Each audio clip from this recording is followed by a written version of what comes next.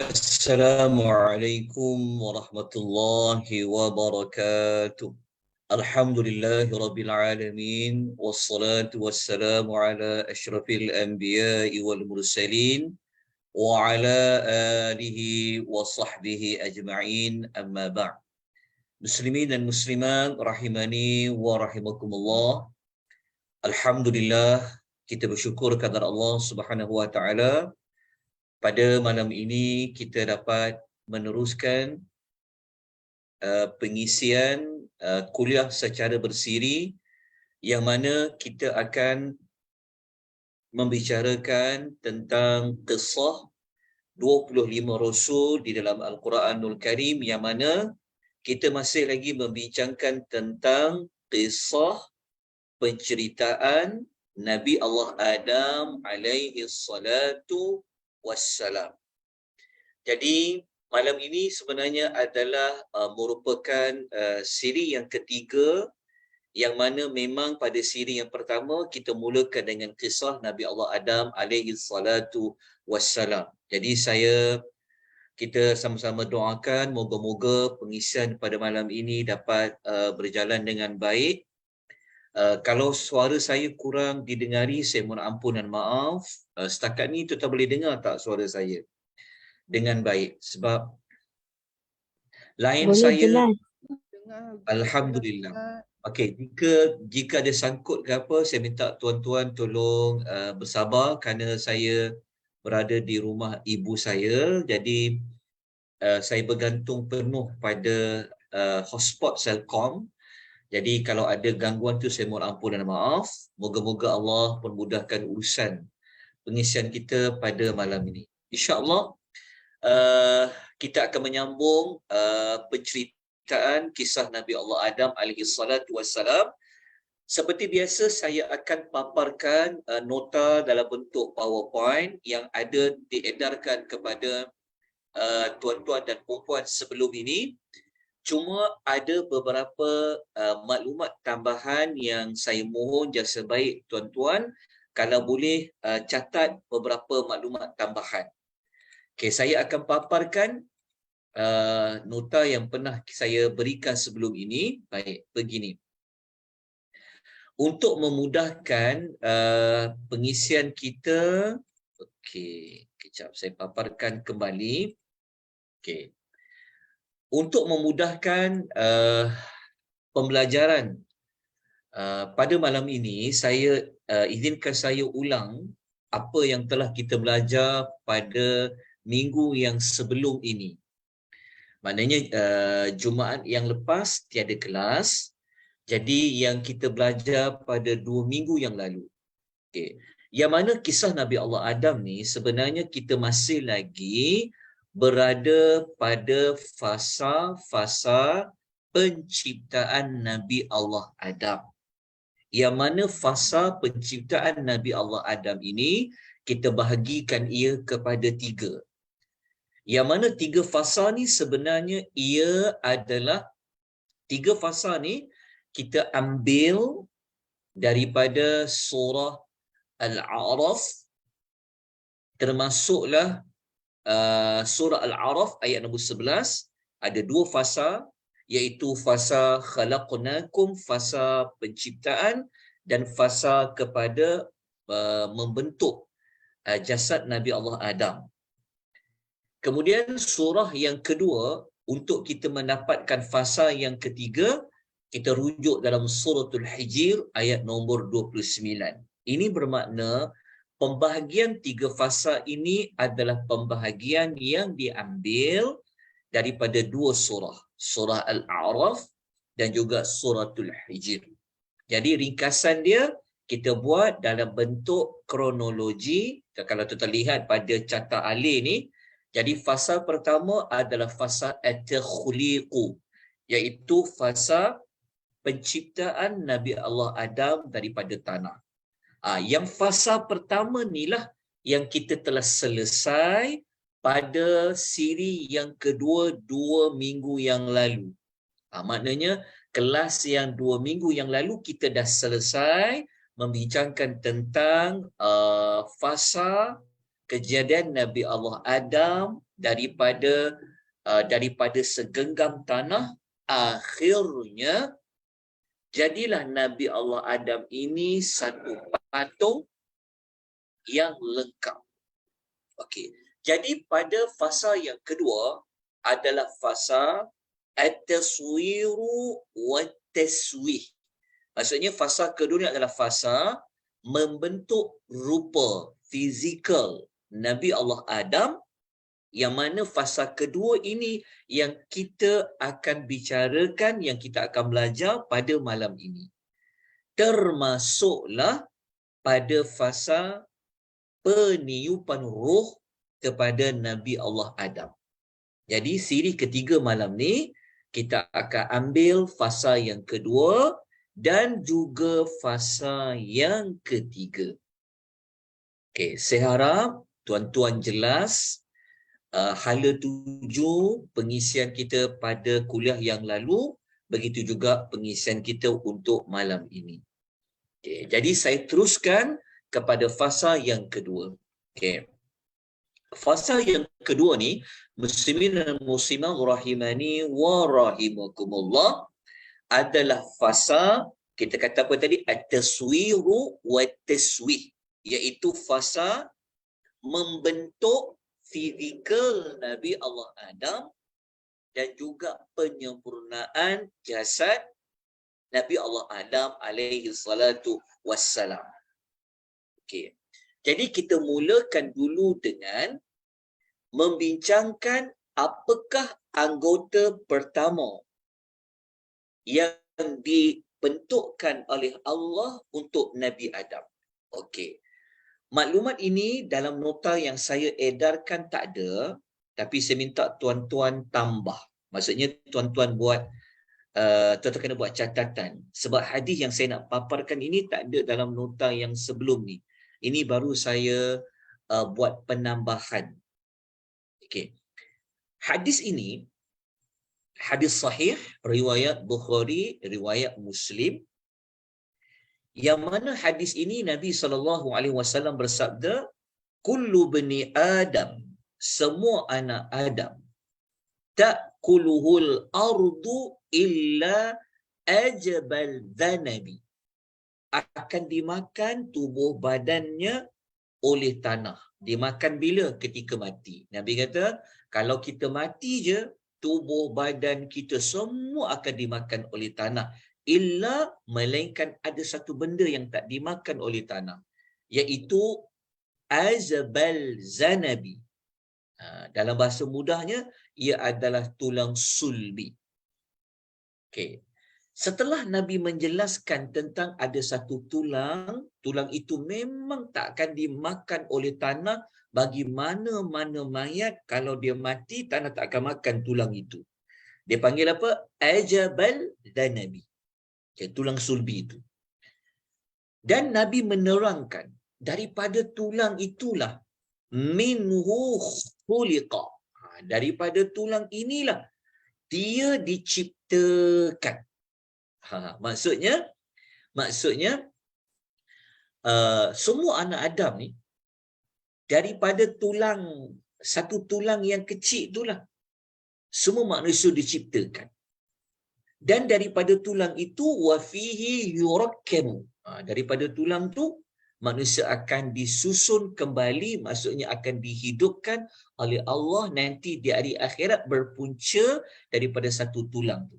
Maknanya hadis ni bagi tahu kepada kita, Nabi bagi tahu kepada kita sallallahu alaihi wasallam memberitahu bahawa daripada tulang itulah Adam diciptakan. Daripada tulang itu jugalah nanti semua anak-anak Adam ini dihidupkan buat kali yang kedua di hari akhirat. Perkataan minhu khuliqa, kata para ulama hadis seperti mana kata Syekh Salah Abdul Fattah Al-Khalidi, beliau mengatakan berdasarkan hadis ini menunjukkan anggota pertama yang Allah nak ciptakan kepada Adam, ingat daripada tanah kan, nak diciptakan Adam ini, maka yang diciptakan awal-awal yang dibuat adalah tulang. Tulang mana? Tulang ini gambar dia. Kalau tengok pada gambar ni, okey. Dalam istilah yang lain dia sebut dengan istilah koksik kot, tak silap saya. Istilah dia COCCYX tu. Tulang tu, semua orang ada tulang tu. Kalau kita tengok pada gambar rajah tu. So tulang ni lah. Tulang inilah yang apabila kita mati, tulang ni dia tak akan dimakan oleh tanah. Kalau kita baca hadis tadi, daripada tulang inilah bermulanya penciptaan manusia, dan juga daripada tulang ini nanti manusia akan dihidupkan kembali. Okey, satu tulang yang kecil tu. Dalam istilah Arab dia panggil juga tulang us macam tu. Okey, kalau tengok gambar dari sudut tepi kanan di bahagian belakang, kita nampaklah tulang tu. Ada 3 jenis tulang yang kecil tu. Okey. Kemudian kalau kita tengok dari sudut keseluruhan tulang, kita akan nampak bentuknya seperti itu.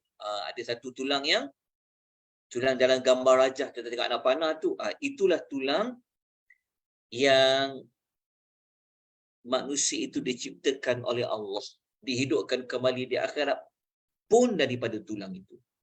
Jadi tuan-tuan muslimin dan muslimat rahimani wa rahimakumullah, kata para ulama, kata Syekh Salah ketika mana beliau membuat kajian tentang Nabi Allah Adam, maka beliau mengatakan awal-awal anggota yang Allah cipta adalah tulang tu.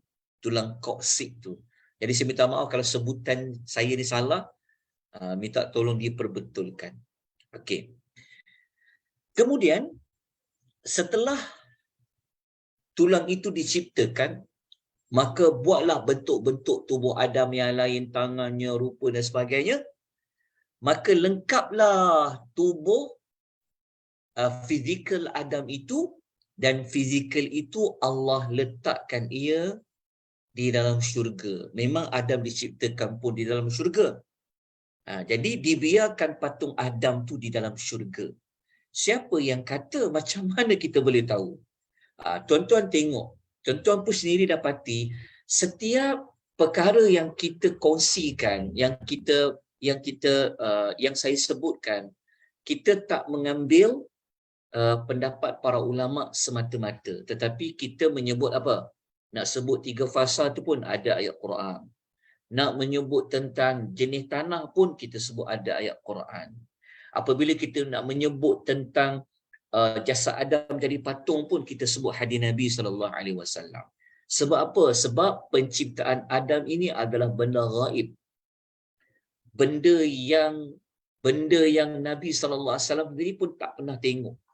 Tetapi macam mana kita tahu? Kerana Allah yang bagi tahu melalui ayat Quran. Bagaimana kita boleh tahu? Nabi SAW mendapat wahyu yang berbentuk hadis-hadis Nabi SAW. Jadi hadis ni menunjukkan kepada kita sabda Nabi SAW, hadis riwayat Muslim, hadis sahih, yang mana Nabi SAW bersabda, "Lamma sawwarallahu Adam fil jannah."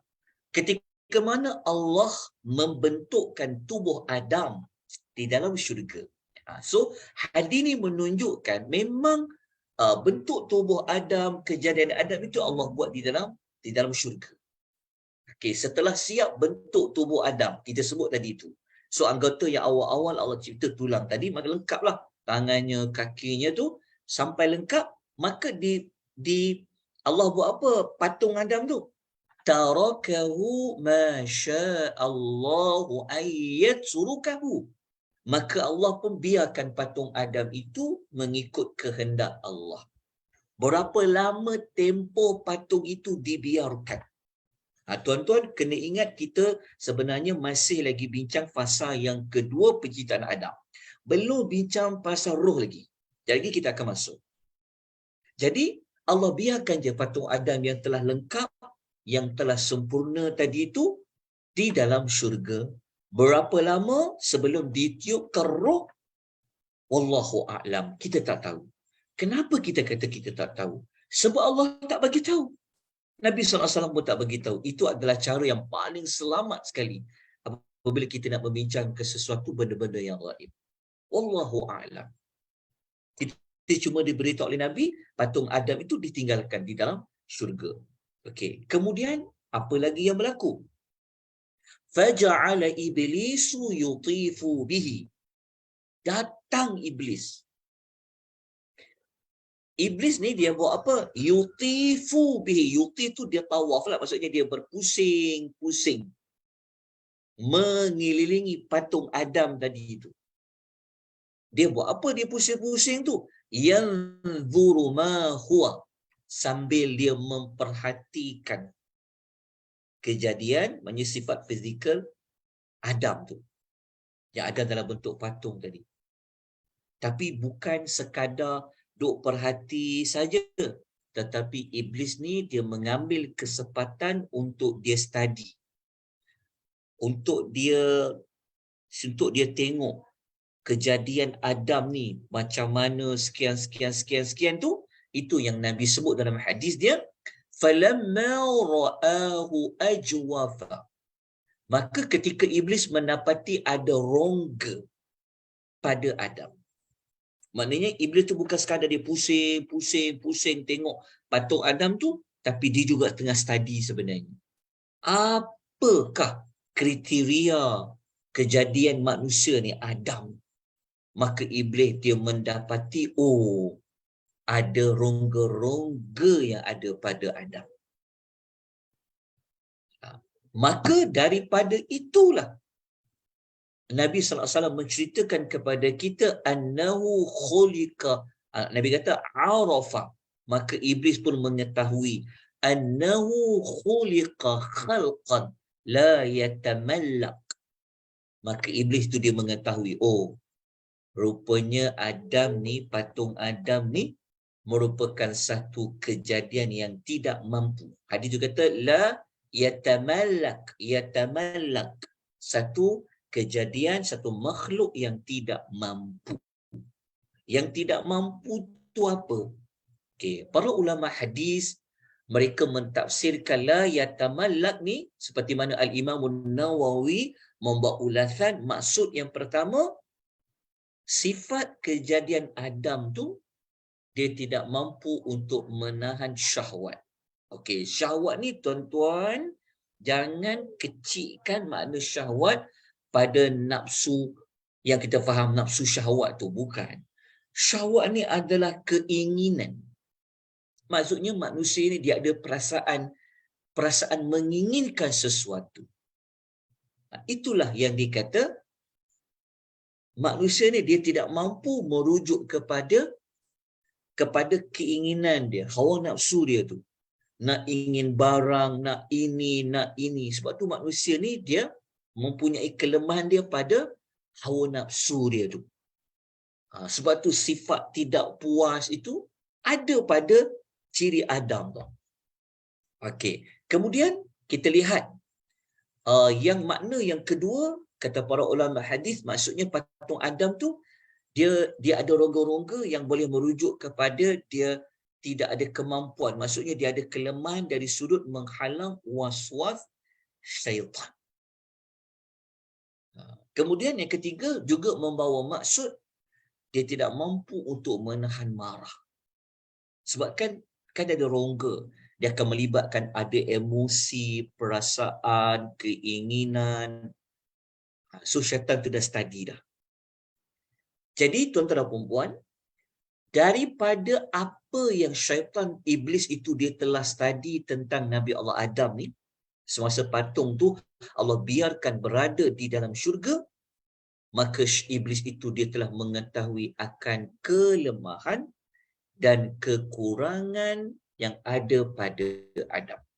Tuan-tuan kena ambil benda ni maklumat awal supaya nanti waktu kita nak cerita macam mana Adam dia boleh diperangkap oleh syaitan sehingga Nabi Allah Adam dan Hawa mendekati pokok yang dilarang oleh Allah untuk didekati. Macam mana iblis berjaya mengeluarkan Nabi Allah Adam dan Hawa? Ada kaitan dengan apa yang iblis jumpa pada kejadian Nabi Allah Adam semasa ia belum lagi diberikan nyawa oleh Allah. Di riwayat Muslim tu. Sebab tu iblis ni, dia tahu kelemahan manusia ni apa. Dia tahu. Kan manusia ni ada keinginan yang tinggi. Kalau dia tak kawal hawa nafsu dia tu, memang itu yang syaitan menggunakan. Okey, nanti kita akan sampai kepada tajuk tu. Okey. Kemudian tuan-tuan dan puan-puan, dalam masa yang sama, tuan-tuan nak tahu tak patung Adam tu besar mana, panjang mana? Al-Quran tak cerita, tapi kita boleh dapat jawapan tu pada hadis yang Nabi kata macam ni. Tuan-tuan pernah dengar tak hadis yang Nabi pernah sebut orang yang masuk syurga ni dalam bentuk macam Adam? Kenapa Adam ni? Kalau kita tengok dalam banyak hadis, antaranya hadis riwayat Bukhari dan hadis riwayat Muslim menyebutkan, Nabi sebut, sabda Nabi SAW, khalaqallahu Adam. Allah telah menciptakan Nabi Adam ala suratihi, mengikut bentuknya itu, dalam bentuk apa? Tuluhu, tinggi dia tu, situna, 60 zira'an hasta. Maknanya patung Adam, dia punya tinggi dia tu, panjang dia tu 60 hasta. Hadis ni menunjukkan bahawa kejadian Adam tu ketinggian dia 60 hasta. Maknanya patung Adam tu sudah pastilah panjangnya macam mana? 60 hasta lah. Macam hadis yang kita pernah dengar, hadis tentang Nabi kata orang yang masuk surga nanti kan, dia umurnya dalam 33 tahun. Dia akan masuk syurga dengan bentuk seperti kejadian Adam. Inilah antara hadis tu.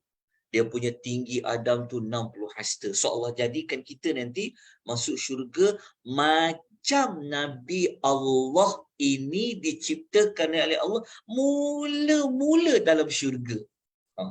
60 hasta. Jadi apabila kita masuk syurga, maka si fizikal kita ahli syurga ni macam Nabi Allah Adam alaihi salatu wassalam.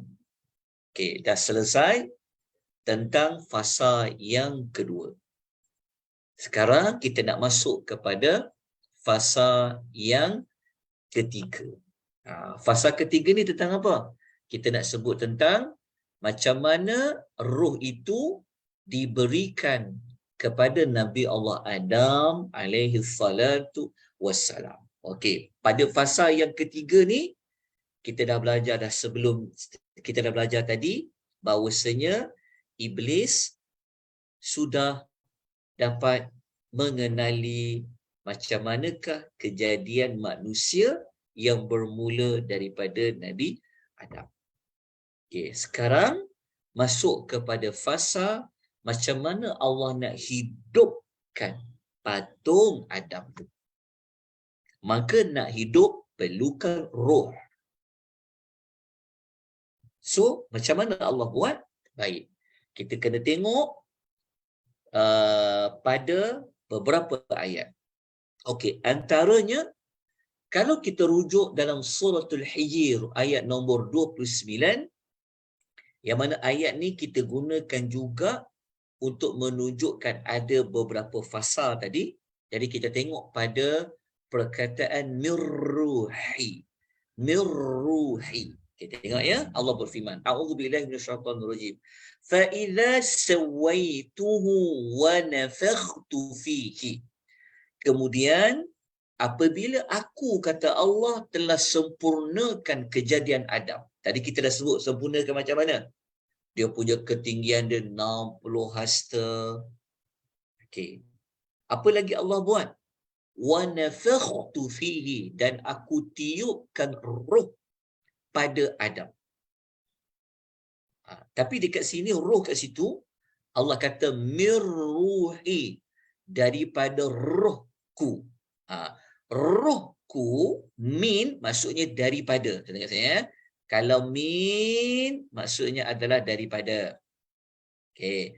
Ruhi maknanya rohku. Rohku. Ruhi maksudnya rohku. Tapi kenapa kita letak ada kurungan ciptaan ni?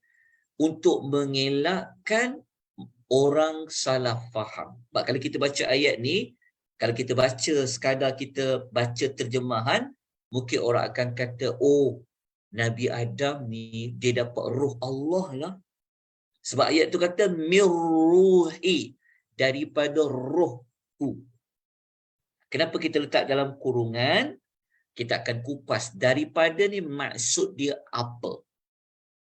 Okey, tapi kita faham ayat ini menunjukkan bahawa setelah sempurna kejadian Adam itu, maka Allah tiupkan roh pada Adam. Allah kata mirruhi. Okey, kita tengok ayat lain. Kita tengok ayat satu lagi. Okey, kita boleh, okey, tak apa, begini. Kita bahas terlebih dahulu. Apa maksud mirruhi, daripada rohku?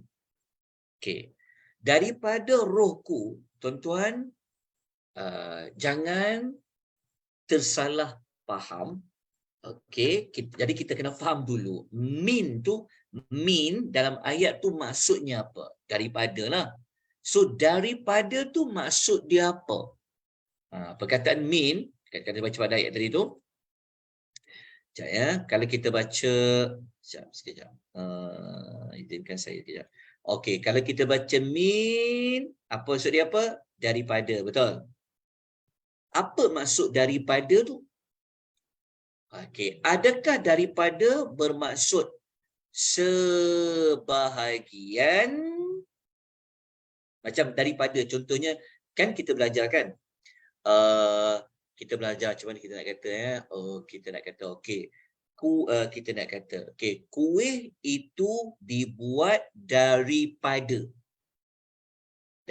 apa? Daripada tepung yang telah dibakar. Contoh. So kuih itu berasal dari tepung yang dibakar. So adakah daripada bermaksud sebahagian ataupun daripada membawa maksud sekadar nak menjelaskan bayaniyah? Jadi perbahasan ni sebenarnya telah pun kita bahaskan pada pengisian setiap hari Isnin. Kita ada bincangkan tajuk fakta yang banyak kemusykilan yang boleh salah faham cerita tentang para nabi. Tapi tak apa, saya ulang kembali. Jadi jawapan dia, daripada dekat sini bukan bermaksud roh Adam itu adalah roh dari roh Allah tu. Maksudnya Allah tu, contohnya ambil roh Allah tu bagi pada Adam. Bukan maksud dia macam tu. Dan pada hakikatnya kita pun tak tahu kan macam manakah zat Allah Azza wa Jalla. Tapi orang mungkin kalau dia salah faham, dia boleh baca ayat tu seolah macam, oh, Adam ni roh, sebahagian dari roh Allah. Bukan. Sebenarnya daripada tu adalah sekadar untuk menjelaskan saja. Okey.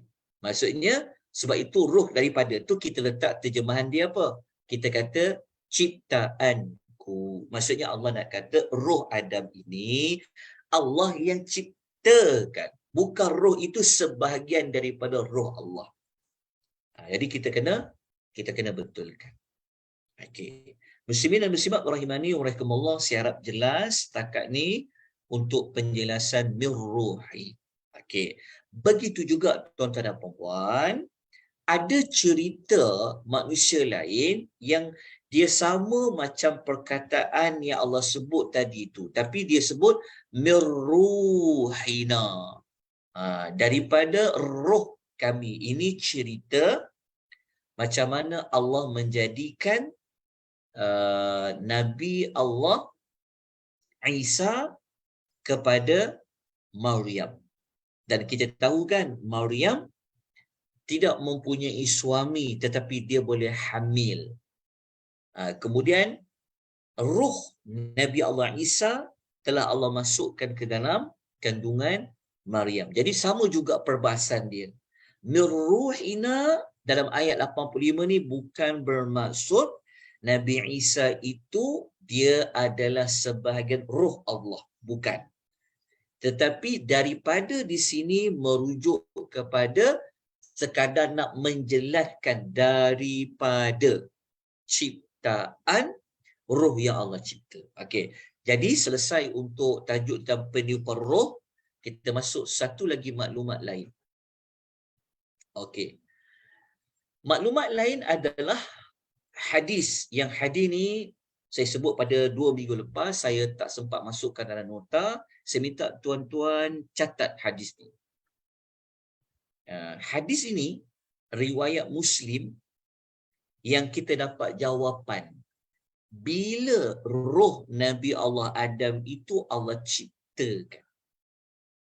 Jadi dalam hadis ni Nabi SAW bersabda, wa khalaqa Adam alaihi salam ba'dal 'asri min yaumil jum'ati fi akhiri khalqi wa fi akhiri sa'atin min sa'atil jum'ati fima bainal 'asri ila al-layl.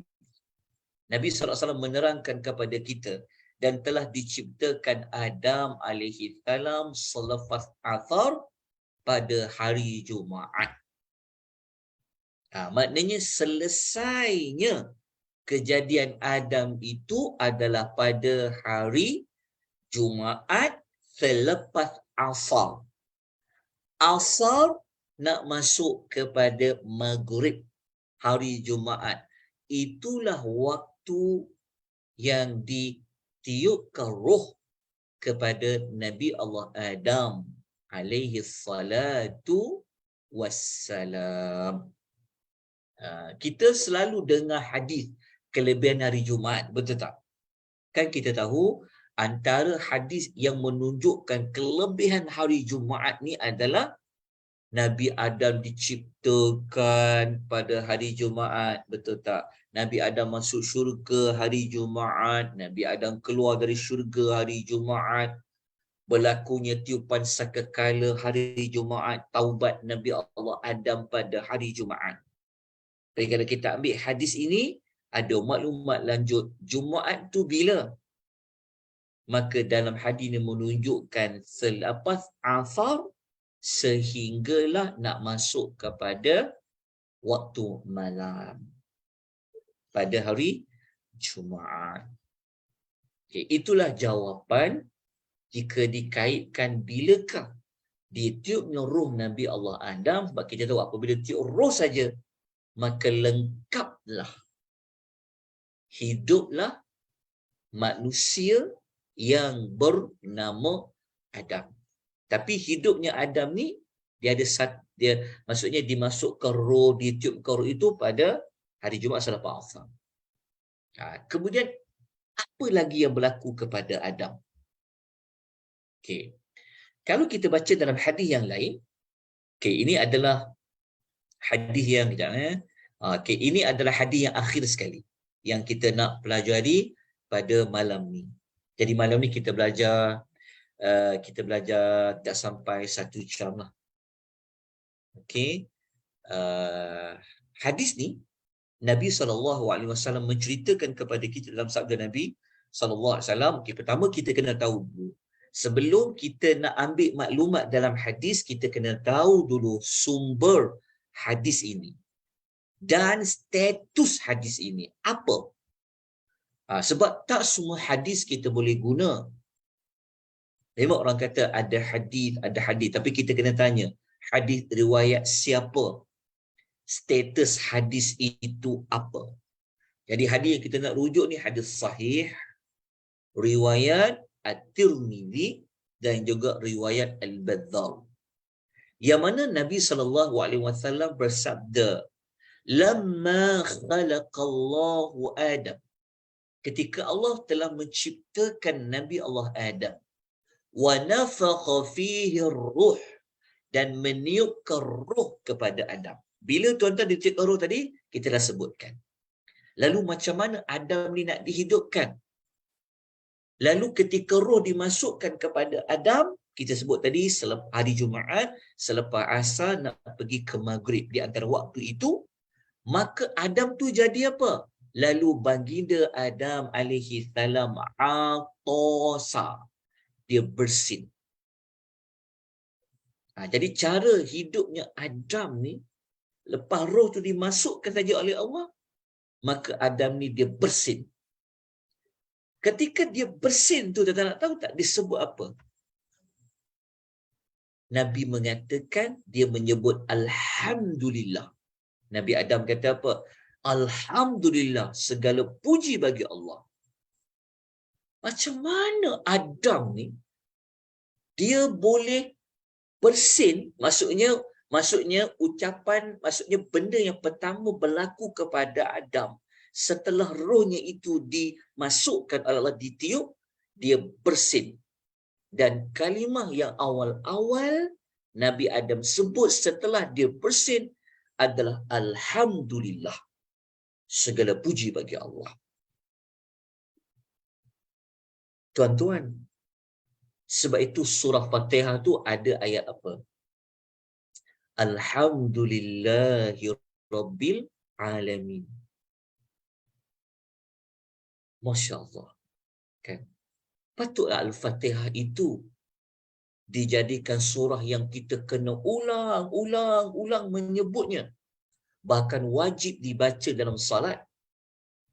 Antara asbabnya, ia mengandungi puji-pujian kepada Allah, seperti mana kalimah pertama yang manusia sebut adalah Alhamdulillah. Sebab tu kalau kita belajar tentang syurga, antara perkataan orang dalam syurga, mereka akan bertasbih, mereka akan mengucapkan Alhamdulillah. Tuan-tuan, betapa besarnya kalimah Alhamdulillah, segala puji bagi Allah. So macam mana Adam dia boleh memuji Allah, dia sebut Alhamdulillah? Nabi mengatakan fahamidallaha biiznih. Maka baginda Adam memuji Allah dengan izin. Maknanya Allah lah yang mengizinkan Adam menyebut Alhamdulillah. Kalau macam kita keluar daripada perut ibu, kita keluar dalam keadaan apa? Nangis kita kerana diganggu oleh syaitan. Tapi Nabi Allah Adam cara dia hidup, dia bersin, dia ucap Alhamdulillah. Lepas tu Allah jawab pujian Adam tu. Allah jawab, Allah kata apa? Kata Nabi SAW, faqala lahu rabbuhu, lalu Allah menjawab, yarhamukallahu ya Adam. Masya Allah. Allah Ta'ala mendoakan Adam. Allah kata apa? Tuhanmu merahmatimu, wahai Adam. Sebab itu kalau kita dengar orang bersin, kita jawab apa? Kita akan doakan orang tu bersin, yarhamukallah. Betul tak? Rupa-rupanya yang Nabi SAW ajar kita adab bersin tu, sebenarnya ia ada kaitan dengan apa yang telah dipelajari oleh Nabi Allah Adam ketika dia mula-mula hidupkan, dia dihidupkan oleh Allah Azza wa Jalla. Jadi biarlah setiap kehidupan kita ini, detik, saat yang berlalu, masa yang berlalu, dengan kita banyakkan memuji Allah Azza wa Jalla. Moga-moga pujian kita kepada Allah itu, kita dimasukkan oleh Allah Subhanahu wa Ta'ala di dalam syurga, seperti mana Nabi Allah Adam pernah berada, diciptakan di dalam syurga pernah memakan nikmat makanan-makanan di dalam syurga, dan akhirnya Adam dikeluarkan. Jadi tuan-tuan rahimani wa rahimakumullah, maka dengan ini selesailah perbincangan tentang 3 fasa kejadian Nabi Allah Adam yang kita ambil hampir 2 siri lah malam ni dengan siri yang kedua. So kita selesai 3 fasa kejadian Nabi Allah Adam. Yang selama ni kita beriman Nabi Allah Adam ni salah satu Nabi, kan? Daripada 25 Nabi disebut dalam Quran. Tapi sejauh mana kita mengenali perangai kita, fizikal kita, warna kulit kita, karakter kita berdasarkan penceritaan Nabi Allah Adam.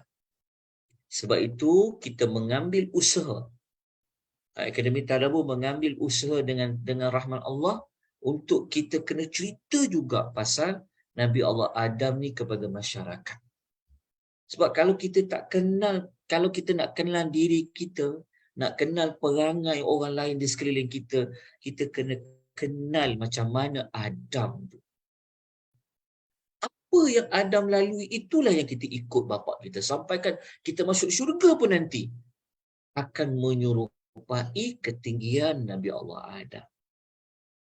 Supaya setiap yang Allah ceritakan di dalam Al-Quran, ianya tidaklah ditinggalkan dengan hanya kita baca, kita lalui saja, tanpa kita mengambil pengajaran, tanpa kita mengambil teladan. Jadi moga-moga pengisian pada malam ni dan pengisian yang sebelumnya dapat memberikan kita banyak maklumat dan kita dapat menambahkan lagi keimanan kita kepada kekuasaan Allah, keimanan kita kepada para rasul. Jadi kalau sesiapa yang dia tak dapati ikuti siri yang pertama, insya-Allah jangan bimbang, ada disediakan rakaman. Kalau nak nota siri pertama pun ada, kita telah buatkan satu link Google Drive, kita ambil maklumat di dalam tu. Jadi insya-Allah tuan-tuan dan puan, inilah sekadar yang mampu saya kongsikan. Kalau bukan dengan rahmat Allah, bukan daripada izin dari Allah Azza wa Jalla, kita tak akan dapat maklumat ini. Semua ini adalah kurniaan dari Allah Azza wa Jalla. Jadi kalau ada sebarang persoalan, ada mana-mana info yang perlu saya ulang, saya mohon tuan-tuan dan puan-puan kemukakan sebelum kita menamatkan pengisian kita pada malam ini. Okey, ada apa-apa penambahan ataupun ada apa-apa soalan tuan-tuan dan puan-puan, dialu-alukan kepada tuan-tuan dan puan-puan.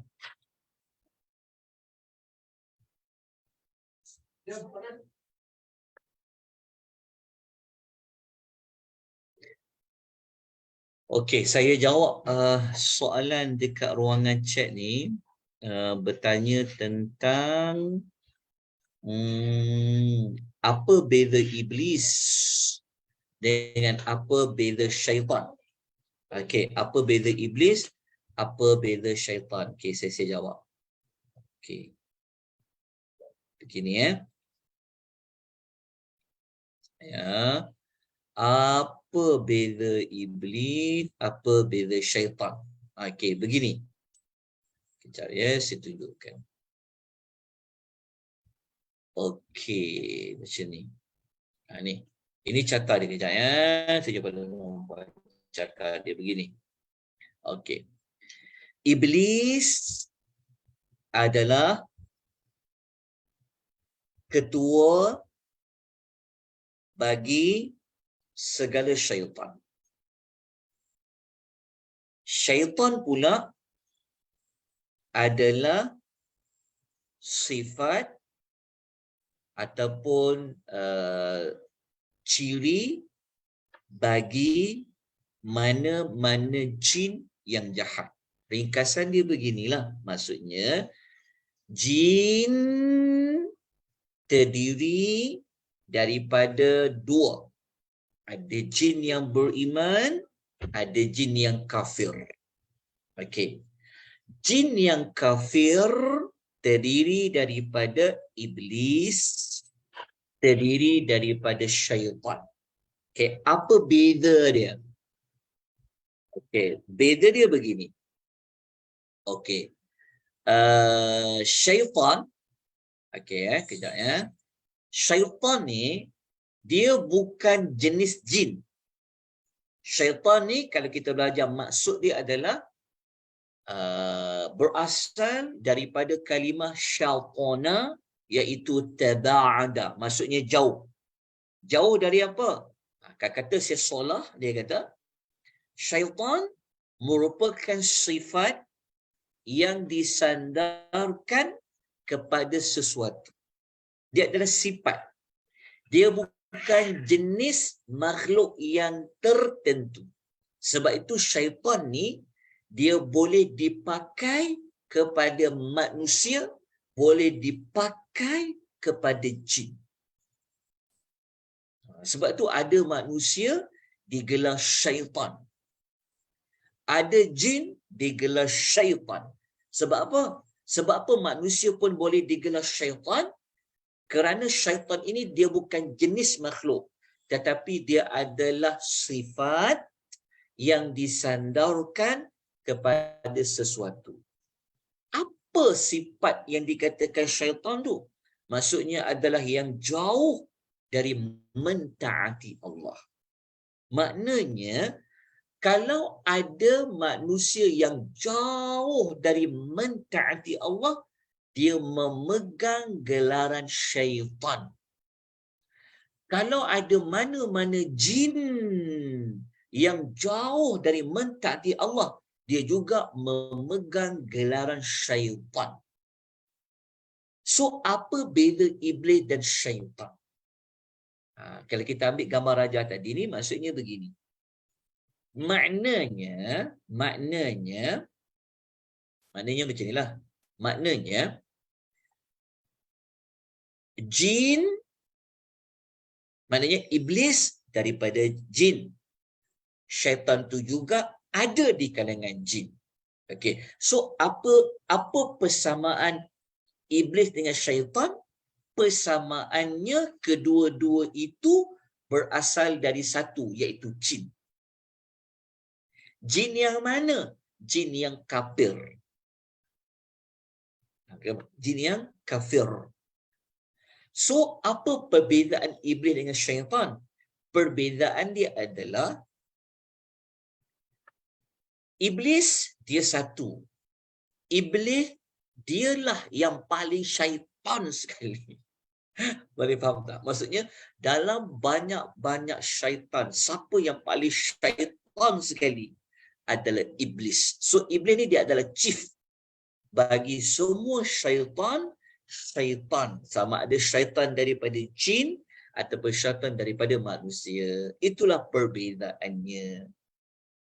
So iblis ni dia bukan malaikat, tetapi dia adalah daripada kumpulan jin. Wallahu ta'ala a'lam. Baik. Ada persoalan lain tuan-tuan rahimani wa rahimakumullah. Kejap, ada yang tanya soalan dekat ruangan chat ni. Okey, apa soalan tu? Berkenaan dengan tulang yang Ustaz sebutkan tadi, adakah tulang yang diciptakan Hawa tulang yang sama? Okey. Begini.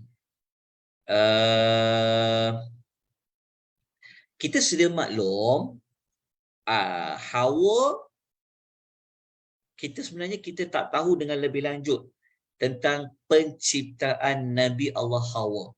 Penciptaan Hawa. Okey. Kalau orang kata Hawa ni daripada tulang rusuk Adam, memang ada hadis tu kata macam tu. Cuma okey. Soalan dia tadi tu maksudnya dia tanya, adakah Hawa tu juga daripada tulang yang sama?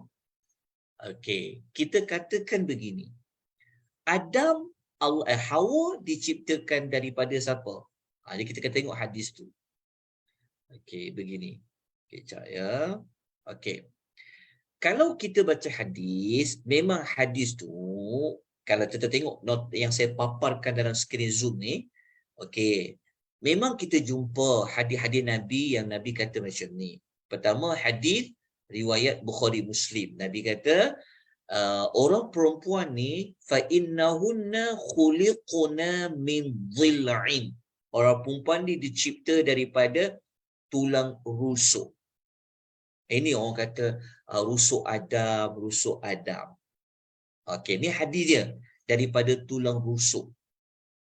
Maksudnya bukanlah daripada tulang yang kecil tadi tu. Dari tulang kecil tu dijadikan Adam. Maksudnya Adam pun hidup. So Adam hidup adalah tulang dia. So daripada tulang rusuk Adam itulah diciptakan Hawa. Sebab Hawa tu dia kata dalam hadis ni kata Hawa perempuan dicipta daripada tulang rusuk.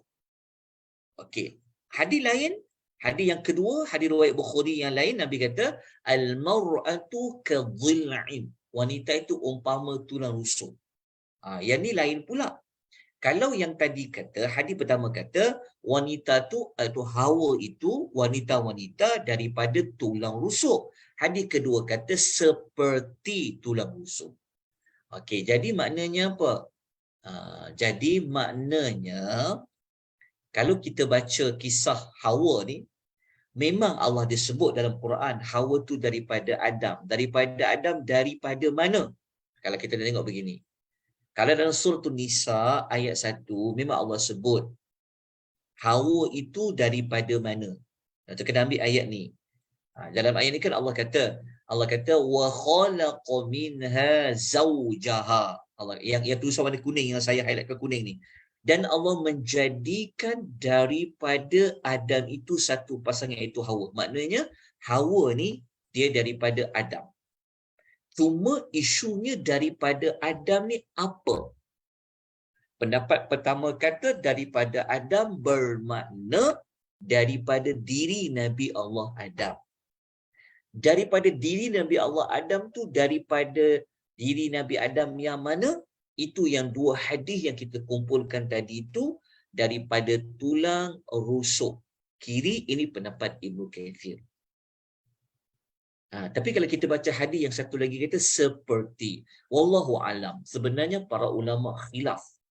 Para ulama hadis khilaf dalam menentukan adakah Hawa ini memang daripada tulang rusuk Nabi Adam, Hawa itu, ataupun hanya diumpamakan saja wanita itu seperti tulang rusuk. Jadi Adam ni daripada apa? Sebenarnya pun kita tak ada dapat maklumat yang jelas, yang terang kata Adam, Hawa tu dari apa. Kalau macam Adam kita tahulah dari tanah. Lepas tu ada tulang yang kita sebut tadi tu. Lepas tu dia tiupkan roh. Tapi Hawa ni Allah tak sebut. Dalam surah Nisa yang kita paparkan ini, para ulama pun khilaf dalam menyatakan Allah menjadikan daripada Adam itu pasangannya Hawa. Maksud daripada tu apa? Ada yang mengatakan daripada diri yang kita kaitkan dengan tulang rusuk. Ada mengatakan daripada Adam itu pasangannya Hawa, sebenarnya merujuk kepada sifat yang sama dari sudut kemanusiaan. Wallahu ta'ala alam, berlaku khilaf di kalangan para ulama tafsir dan juga berlaku khilaf di kalangan para ulama hadis dalam mengkhulas tentang tulang rusuk wanita ni. Adakah Hawa itu daripada tulang rusuk ataupun hanya pada perumpamaan. Wallahu ta'ala alam. Itu saya memang tak ada jawapan. Wallahu ta'ala alam. Baik. Tuan-tuan dan puan, rahimani wa rahimakumullah, jika tidak ada mana-mana penambahan maklumat, insya-Allah nanti kita akan bertemu sekali lagi. Saya kena ubah jadual. Asal-asalnya hari Jumaat, saya nak kena ubah pada hari Sabtu. Maknanya pengisian ni kita akan ubah pada setiap hari Sabtu. Maksudnya tajuk jejak 25 Rasul bermula daripada kisah Nabi Adam ni akan mengambil beberapa siri sampai Adam tu wafat. Kita akan mulakan, kita akan buat pada hari baru setiap hari Sabtu malam Ahad. Insya-Allah. Kalau ada apa-apa perubahan, nanti saya akan maklumkan. Insya-Allah. Baik, kita sudahi pengisian kita pada malam ni dengan tasbih kafarah. Juga Subhanakallah. Ustaz. Ya, ada soalan ni ya puan? Saya nak tanya yang ayat surah Al-Isra ayat 85 tu kan, dalam nota tu ayat tu tentang wa yas'alunaka 'anir ruh. Tapi Okey. yang ada dalam nota tu wallati ahsanat farjaha. Saya tak pasti surah Al-Anbiya rasanya yang tu kan. Di mana maksud Yang dia? ketiga akhir Ustaz.